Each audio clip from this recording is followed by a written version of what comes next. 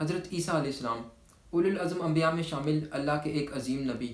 कुरान न सिर्फ हज़रत ईसा की रसालत की तस्दीक करता है बल्कि हज़रत ईसा को ये शर्फ भी हासिल है कि कुरान में इनका नाम हज़रत मोहम्मद सल्लल्लाहु अलैहि वसल्लम के नाम से भी ज़्यादा आता है। कुरान में इनका नाम ईसा आता है, ईसा इब्ने मरियम आता है, अलमसीह इब्ने मरियम आता है, सिर्फ इब्ने मरियम आता है और अलमसीह ईसा इब्ने मरियम, यानी कभी कभार इनका पूरा नाम भी इस्तेमाल होता है। अभी जितने भी नाम हैं इनमें से जब भी कोई नाम किसी आयत में आता है तो उसके पीछे एक ख़ास वजह होती है। यानी हज़रत ईसा का कोई भी नाम अगर अल्लाह ताला किसी आयत में इस्तेमाल करेंगे तो उसके पीछे अल्लाह ताला की एक हिकमत होगी, और इस वीडियो में आज हम उसी हिकमत को पढ़ने की कोशिश करेंगे जिस बिना पर कुरान हज़रत ईसा के नामों का इस्तेमाल करता है।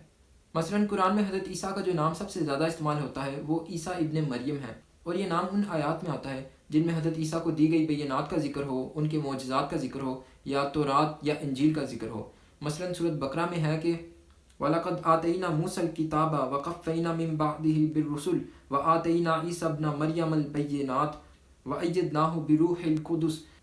कि हमने मूसा को किताब दी और उसके बाद पै दर पै अपने नबी भेजे, और हमने ईसा इब्ने मरियम को बैयनात अता की और उसकी मदद की रूह कुदस से। अब इस आयत में चूँकि बैयनात का जिक्र है इसलिए इस आयत में उनका नाम ईसा इब्ने मरियम आया है। फिर इसके बाद सूरत हदीद में आता है कि सुम्मा कफ़्फ़ैना अला आसारिहिम बिरुसुलिना व कफ़्फ़ैना बिईसा इब्ने मरियम व आतैनाहुल इंजील, कि उसके बाद हमने अपने रसूलों को पै दर पै भेजा और फिर ईसा बिन मरियम को भेजा और उसको इंजील अता की। इसके अलावा फिर सूरत सफ़ में आता है व इज़ क़ाला ईसा इब्नु मरियम या बनी इसराईल इन्नी रसूलुल्लाहि इलैकुम मुसद्दिक़न लिमा बैना यदैया मिनत तौराती, यानी सूरत सफ़ की इस आयत में हज़रत ईसा बनी इसराइल को मुखातब करके कह रहे हैं कि मैं तुम्हारी तरफ अल्लाह का रसूल बनाकर भेजा गया हूँ और मैं तौरात की तस्दीक करता हूँ और मैं अपने बाद एक आने वाले नबी की बशारत भी देता हूँ जिसका नाम अहमद होगा।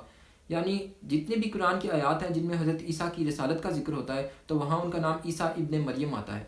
इसके अलावा कुरान की कुछ आयात ऐसी होती हैं जिनमें हज़रत ईसा का पूरा नाम आता है, अलमसीह ईसा इब्ने मरियम। अब मसीह नाम के कई मायने हैं। इसका मतलब मुबारक होता है, इसका मतलब गुनाहों से पाक होता है, इसका मतलब सिद्दीक होता है, या इसका मतलब मसह किया गया होता है। यानी जिस तरह बनी इसराइल की रवायात थी कि वो अपने होने वाले बादशाह का तेल से मसह किया करते थे। अब इनका पूरा नाम सूरत आले इमरान की उस आयत में आता है जहाँ फरिश्ते हज़रत मरियम को एक खुशखबरी देते हैं कि इस क़ालतिल मलाइकातु या मरियम इन्नल्लाह युबश्शिरुकी बिकलिमतिन मिन्हु इस्मुहुल मसीहु ईसा इब्नु मरियम वजीहन फिद दुनिया वल आखिरती व मिनल मुक़र्रबीन,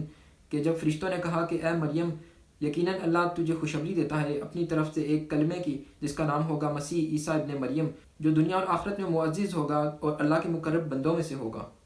अब इस आयत में चूँकि हज़रत ईसा की बशारत है इसलिए यहाँ उनका पूरा नाम आया है, क्योंकि जिस बच्चे की बशारत दी जा रही है अल्लाह ताला ने उसके औसाफ को वाज़े किया है कि ये जो आने वाला बच्चा होगा ये इन सिफ़ात का या इस शख्सियत का हामिल होगा, इसलिए यहाँ अल्लाह ताला ने इनके पूरे नाम का जिक्र किया। अब यहाँ पे उनके पूरे नाम का जिक्र उनके पैदा होने से पहले किया गया है। कुरान में एक आयत ऐसी भी है जहाँ उनके पूरे नाम का जिक्र उनके आसमान पर उठा ले जाने के बाद होता है। यानी जब यहूद ये दावा करते हैं कि हमने हज़रत ईसा को कत्ल कर दिया तो उनके बारे में एक आयत आती है कि वक़ौलिहिम इन्ना क़तलनल मसीहा ईसा इब्न मरियम रसूलुल्लाह, और उनका ये कौल कि यकीनन हमने कत्ल कर दिया है मसीह ईसा इब्ने मरियम को, अल्लाह के रसूल को।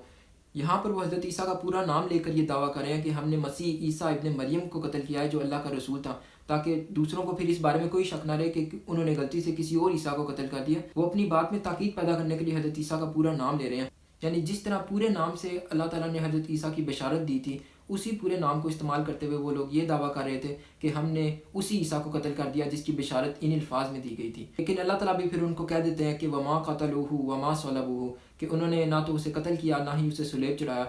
फिर हज़रत ईसा की शान बयान करते हुए सूरत माइदा में अल्लाह ताला कहते हैं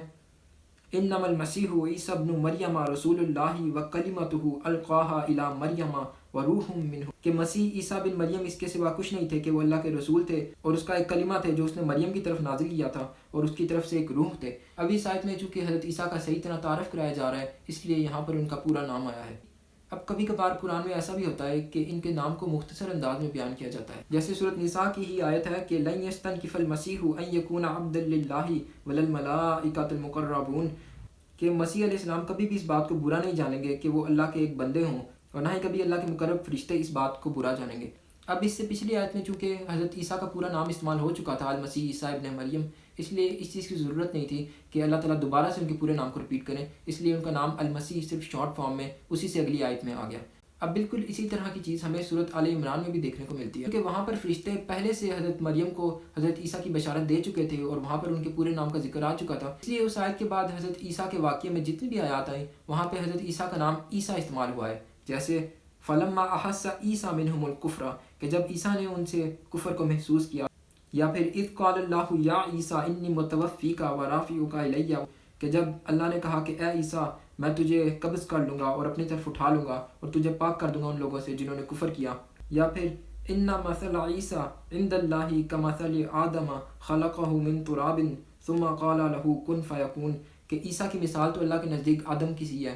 کہ آدم سے اللہ نے کہا تھا کہ تو ہو جا تو وہ ہو گیا، یعنی سورۃ آل عمران میں بھی چونکہ حضرت عیسیٰ کا پورا نام پہلے گزر چکا ہے اس لیے بعد میں اللہ تعالیٰ نے صرف ان کو عیسیٰ کہہ کے مخاطب کیا ہے۔ اس کے علاوہ جب قرآن میں ایسی آیات آتی ہیں جہاں حضرت عیسیٰ کی حقیقت کے بارے میں نصارہ کے کسی اختلاف کا ذکر ہو تو وہاں پہ ان کا نام المسیح ابن مریم آتا ہے، جیسے سورۃ مائدہ میں ہے کہ لقد کفر الذین قالوا ان اللہ هو المسیح ابن مریم وقال المسیح یا بنی اسرائیل اعبدوا اللہ ربی و ربکم، کہ یقیناً وہ لوگ کفر کر رہے ہیں جو کہہ رہے ہیں کہ اللہ ہی مسیح ابن مریم ہے، اور مسیح تو یہ کہا کرتے تھے کہ اے بنی اسرائیل عبادت کرو اللہ کی جو میرا بھی رب ہے اور تمہارا بھی رب ہے، یعنی یہاں پر اللہ تعالیٰ ان لوگوں کے کفر کو بیان کر رہے ہیں جو کہتے تھے کہ اللہ ہی مسیح ابن مریم ہے۔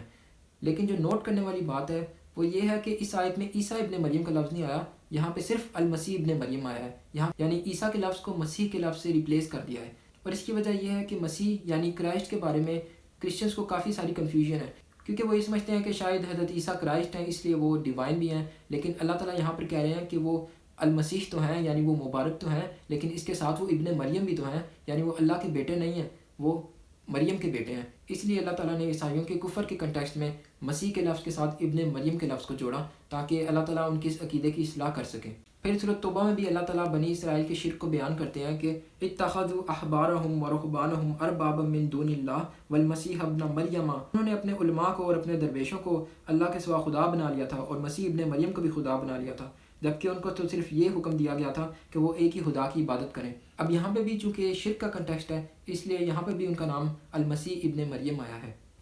پھر سورۃ مائدہ میں ہی آتا ہے لقد کفر الذین قالوا ان اللہ هو المسیح ابن مریم قل فمن یملک من اللہ شیئا ان اراد ان یہلک المسیح ابن مریم وامہ ومن فی الارض جمیعا،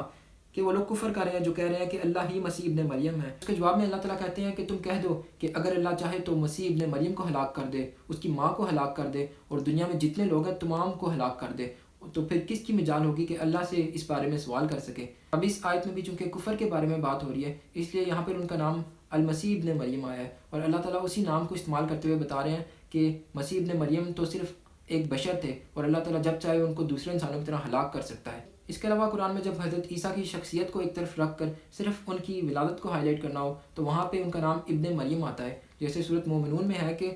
وَجَعَلْنَا ابْنَ مَرْيَمَ وَأُمَّهُ آیَةً، کہ ہم نے مریم کے بیٹے کو اور اس کی ماں کو ایک ہی آیت بنایا، یعنی حضرت مریم کو اور حضرت عیسیٰ کو اللہ تعالیٰ نے ایک ہی آیت کا ایک ہی نشانی کا حصہ بنا دیا تھا، اور وہ آیت ان کی پیدائش تھی، اور اس آیت کا مقصد بھی چونکہ صرف اسی معجزے کو ہائی لائٹ کرنا تھا اس لیے یہاں پہ حضرت عیسیٰ کا نام ابن مریم آیا ہے۔ یہ جو چیز ہم نے حضرت عیسیٰ کے ناموں کے متعلق دیکھی یہ قرآن کے اعجاز کی صرف ایک جھلک ہے، کیونکہ ناموں کا کیا ہے، نام اگر سادہ انداز میں بھی تحریر ہوں تو اس میں بھی کوئی حرج نہیں ہوتا، لیکن قرآن کا معاملہ چونکہ مختلف ہے، قرآن چونکہ رب العالمین کا کلام ہے اور اس میں چونکہ ہر حرف کے پیچھے کوئی حکمت اور دانائی ہوتی ہے، اس لیے جب حضرت عیسیٰ کے ناموں کا ذکر ہوا تو اس میں بھی ہم نے دیکھا کہ ہر نام کے پیچھے اللہ تعالیٰ کی ایک مختلف حکمت تھی۔ سبحان اللہ و بحمدہ۔